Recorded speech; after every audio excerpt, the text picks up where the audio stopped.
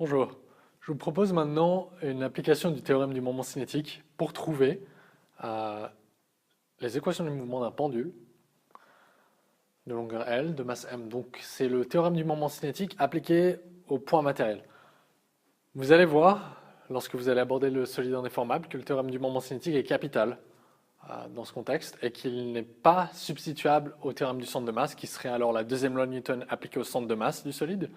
Tandis qu'ici, on peut soit appliquer la deuxième loi de Newton pour trouver les équations du mouvement pour ce pendule, ou appliquer le théorème du moment cinétique. Donc pour un point matériel, c'est interchangeable. Pour le solide indéformable, ça ne l'est pas. Alors, eh bien, allons-y. Déjà, commençons par définir la situation. On a un pendule de masse m de longueur L, donc c'est une petite bille de masse m ponctuelle, fixée à un câble d'épaisseur infime, sans masse, inextensible. En haut, O c'est un point du référentiel d'étude, d'accord. Eh bien, je vais commencer à le définir, parce qu'après je vais parler des repères et je vais essayer de le définir. Donc notre référentiel, ça reste le référentiel terrestre qui est considéré galiléen.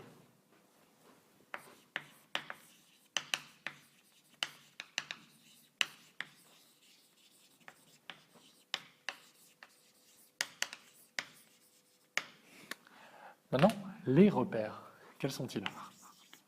Alors, le premier qu'on place toujours, c'est notre repère cartésien qui est fixé au référentiel. Ici, c'est O, EX, EY, EZ. C'est notre repère animé des vecteurs unitaires que je viens de mentionner. Remarquez aussi l'orientation du repère. Hein. EX chez moi pointe vers le bas, EY vers la droite, tandis que EZ vient vers nous. D'accord. Et lorsque vous appliquez le théorème du moment cinétique, pensez au troisième vecteur unitaire car vous en aurez besoin. Qui dit théorème du moment cinétique dit moment cinétique tout court, ce qui implique un produit vectoriel. Et si vous faites un produit vectoriel, eh bien le vecteur résultant de ce produit vectoriel est hors du plan et surtout il est orthogonal aux deux vecteurs qui l'ont généré. Donc vous passez forcément en 3D. Donc là, pensez à travailler avec trois vecteurs unitaires pour votre repère. Donc vous avez ce repère-là, un O, EX, EY, EZ qui est fixé au référentiel. Mais maintenant vous avez aussi un repère cylindrique que j'ai placé sur la masse même. Masse repérée par P. Et il a pour vecteur unitaire euro, EFI, EZ. Et il n'est pas fixe, il est mobile dans le référentiel. D'accord. Voilà, pour le système, eh bien c'est notre petite masse M. D'accord. Qui est fixé au câble inextensible de longueur L. Notre modèle de force.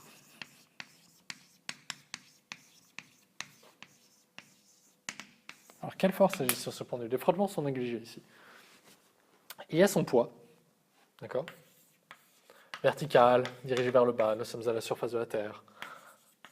Et en utilisant les vecteurs unitaires que j'ai introduits, eh bien on obtient plus mg, x. Mais j'ai introduit un repère cylindrique, donc nous allons travailler dedans. Donc les forces devront être projetées dedans, sinon ça ne sert à rien de le ramener, de l'introduire, d'accord? Donc oui, je commence par mgex, mais c'est pas suffisant. Donc je vais devoir le projeter. Maintenant, l'idée c'est de savoir, il me faut un angle entre au moins le vecteur du poids et un des vecteurs unitaires du repère cylindrique. Eh bien, cet angle que vous voyez ici, phi, vous le retrouvez aussi ici. Pourquoi? Parce que euro est dans la prolongation de L. Je sais que c'est un peu courbé, mais ça devrait être tout droit. Et là, vous avez une verticale, et vous avez aussi une verticale. Donc c'est une règle de trigonométrie, enfin de géométrie, pardon. Lorsque vous avez une droite et que vous tirez, vous avez deux droites parallèles l'une à l'autre qui coupent cette droite, alors vous retrouvez les mêmes angles ici et ici. Donc ici, j'ai phi. D'accord? J'ai l'angle phi entre mg et euro. Maintenant, si je projette, je vois bien que j'ai mg cos euro. Là, vous voyez, donc le cosinus va aller sur le euro, puisque l'angle phi est entre euro et mg. Maintenant, ça va être un plus, parce que je vais être en plus mg cos euro, mais je vais être en moins sin phi e phi. D'accord? Donc, cos phi, hein, plus cos phi euro. Donc, mg plus cos phi euro moins sin phi e phi.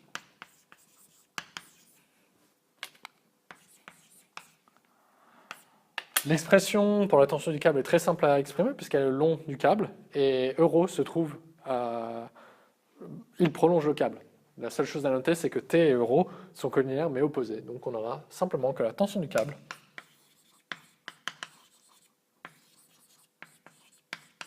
va s'exprimer comme suit, comme T vecteur est égal à moins T fois le vecteur unitaire euro. D'accord? Donc ça, c'est ce que nous avons. Donc on a exprimé nos forces, les deux forces qui agissent ici, avec tout frottement négligé, qui sont dans le plan. Le plan défini par P euro phi ou encore par O EX Y, c'est le même plan. C'est le plan du tableau. Et on a exprimé ces forces dans le repère cylindrique. Donc c'est ce que je disais. Maintenant, les conditions initiales, je n'ai pas besoin de les mentionner. Là, tout ce que je veux, c'est les équations du mouvement. Je ne vais pas chercher à les intégrer ou à les résoudre. J'aurais pu donner un angle, voilà, un angle initial phi 0, si vous voulez. Et peut-être une vitesse initiale aussi. J'aurais pu pousser le pendule à une vitesse angulaire donnée. Maintenant, ce que nous allons faire, c'est faire appel à la loi de la dynamique. Mais contrairement à d'habitude, ça ne va pas être la deuxième loi de Newton. Cette fois-ci, on va faire appel au théorème du moment cinétique. Et vous devez préciser en quel point vous êtes en train de l'invoquer. Eh bien, on l'invoque au point O. C'est le plus simple. On aurait pu prendre un point du référentiel, mais O, bah voilà, c'est celui qui est bien défini. J'en ai pas placé un autre, donc on va le faire en O. Et ça va être aussi le plus simple pour toutes les expressions. Faites attention à ce que ce point soit fixé par rapport au référentiel. D'accord? C'est important. Alors, donc théorème du moment cinétique en O, fixé dans le référentiel. Bon, enfin, il fait clairement partie du référentiel, dans le référentiel d'études, dans le référentiel. Je vais m'arrêter là. Référentiel. Donc, que nous dit le théorème du moment cinétique pour un point matériel? Il nous dit, la chose suivante, que la dérivée de son moment cinétique, donc ici c'est en O, elle est égale à la somme des moments de force en haut. D'accord? Ça, c'est ce qu'énonce le théorème du moment cinétique, appliqué pour le point matériel en haut. On considère son moment cinétique et son moment de force en haut. Comment exprimer le moment cinétique? Comment exprimer le moment de force? On va commencer par le moment cinétique. Donc le moment cinétique, c'est ce L0. Moment cinétique en haut.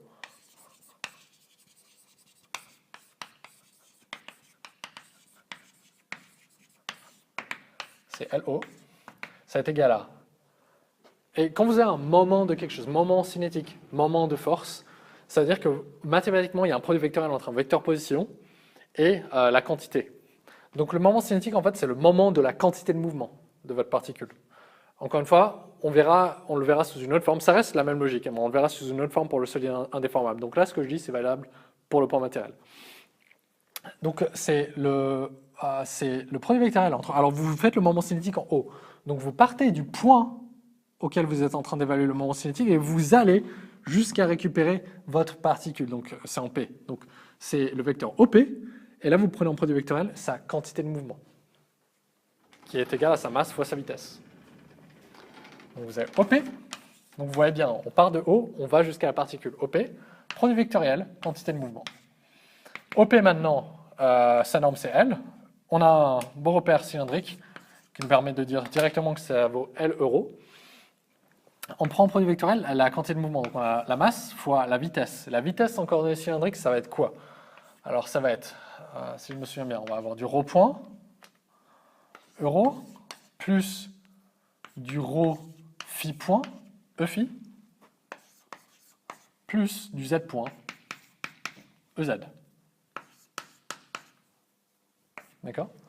Donc là, je suis parti pour calculer dans le repère cylindrique et c'est ce que je vais faire parce que j'en ai posé un et je vais m'en servir. Il va m'être utile. Maintenant, regardez bien, rappelez-vous, un produit vectoriel, les deux vecteurs doivent être exprimés dans le même repère. Et c'est ce que j'ai fait. On va éliminer des choses ici. Est-ce qu'on sort du plan? Non. Du coup, il n'y a pas de vitesse en z. Ça vaut 0. Est-ce que la distance par rapport au centre de rotation, donc par rapport au point O, à l'origine du repère cartésien, qui est fixé au référentiel, est-ce que cette distance change? Non, parce que le rayon est fixé par L, par la longueur du câble. D'accord? Donc la masse se trouve à tout le temps à une distance L de O. Donc, il n'y a pas de rho point. Il n'y a pas de vitesse selon le rayon. Donc, tout ce qui reste, c'est rho phi point. Donc, ici, on a le produit vectoriel entre L euro, et je vais rabattre les scalaires du coup devant, fois M, fois rho, fois phi point.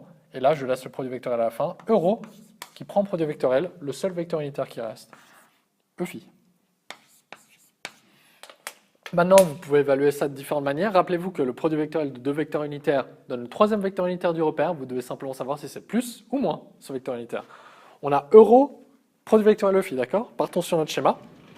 Mettez votre main droite le long de euro, rabattez vos doigts vers E phi, et vous obtenez, avec le pouce, le sens du troisième vecteur unitaire.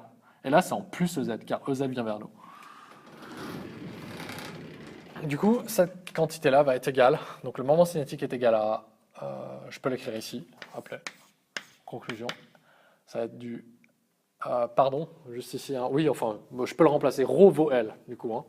Du coup, je vais avoir L fois L, je vais avoir du L carré. Du coup, j'ai M, L carré, M, L carré, phi point, EZ.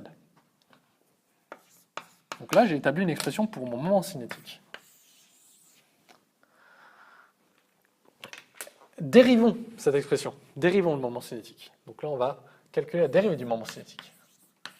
Bon, bien sûr, ces étapes, là, je les détaille vraiment. Vous pouviez travailler uniquement sur l'équation. Mais moi, j'aime bien en général définir moment cinétique, dérivée, définir les moments de force et après égaliser, puis en finir avec mon travail. Donc je prends la dérivée du moment cinétique. Ça va être égal à la dérivée temporelle de ml carré phi point EZ. N'oubliez pas d'en marquer le vecteur unitaire. Parce qu'on a trop souvent vu que la dérivée d'un vecteur unitaire peut ne pas être nulle si ce vecteur est mobile dans le référentiel. Là, coup de chance, EZ, il est fixe. C'est le seul vecteur unitaire du repère cylindrique qui est fixe. Les deux autres sont mobiles. Pourquoi il est fixe? Car EZ est orthogonal au plan. Et en fait, vous voyez, je me suis même permis de leur donner le même nom parce que c'est le même vecteur unitaire en fait. EZ, bien qu'il bouge comme ça, d'accord, ça, un vecteur a le droit de translater. Donc il reste toujours parallèle à lui-même. D'accord? Ça, c'est pas, ça donne une dérivée temporelle non nulle. Ça donne une dérivée temporelle qui est nulle, justement, pour le vecteur unitaire. Car il ne change pas de direction. S'il venait, alors il ne peut pas changer de norme, c'est un vecteur unitaire. Par contre, s'il venait à changer de direction, donc à changer, hop, à être comme ça, ou voilà, à tourner, là, sa dérivée temporelle serait non nulle. Mais ce qui n'est pas le cas.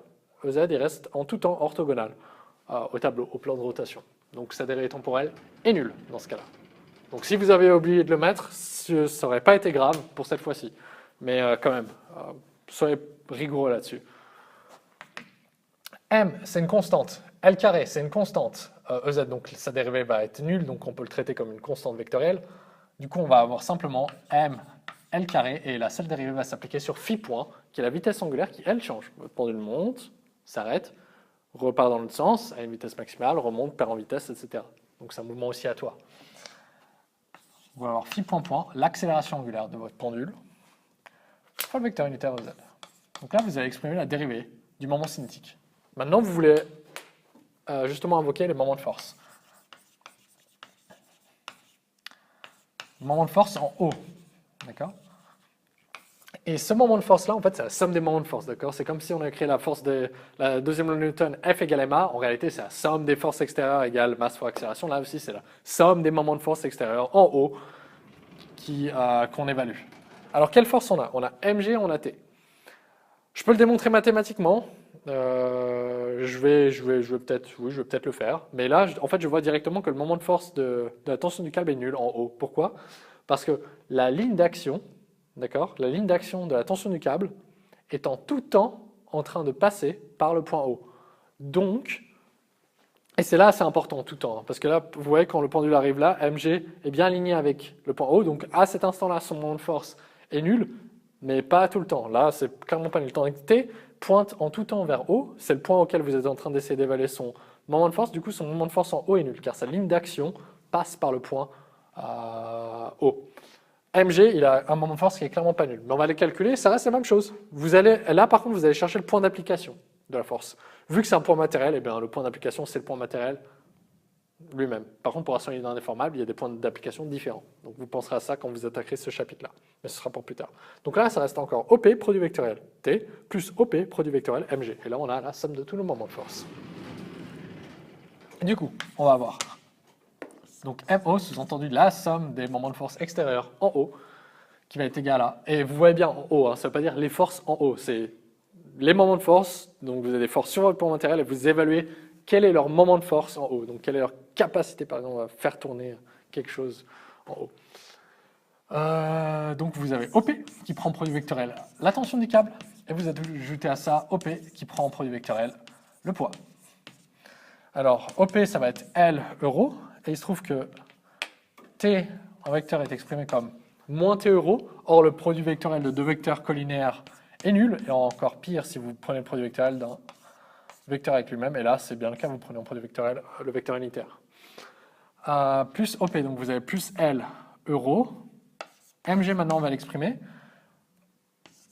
comme, et là je manque de place, donc si vous me permettez, je vais directement éliminer la composante en euros, ici, par le même argument que j'ai invoqué pour la tension du câble. Donc tout ce que je garde ici, c'est le moins mg sin phi e phi.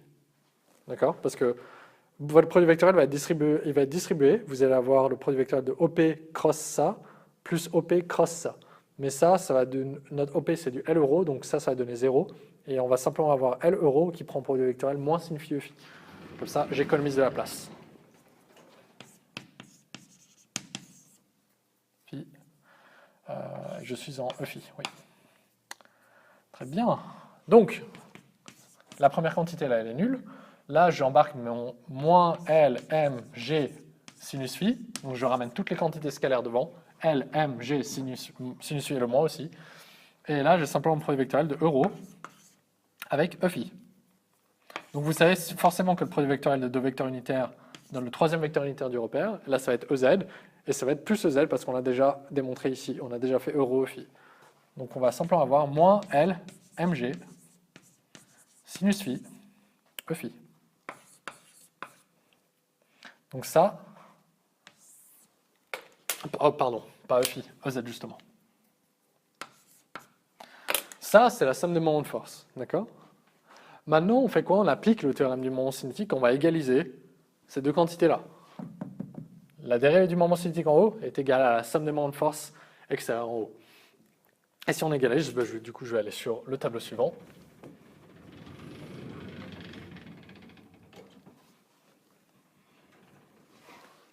Donc, d'après le théorème du moment cinétique, la somme des moments de force extérieure en haut est égale à la dérivée par rapport au théorème du moment cinétique en haut dans la particule. Donc, on va avoir, si je reprends, c'était moins L, quoi? Moins LMG sin phi, moins MLG sinus phi EZ, quand c'est vectoriel, doit être égal à, si je me souviens bien, ML carré phi point point EZ.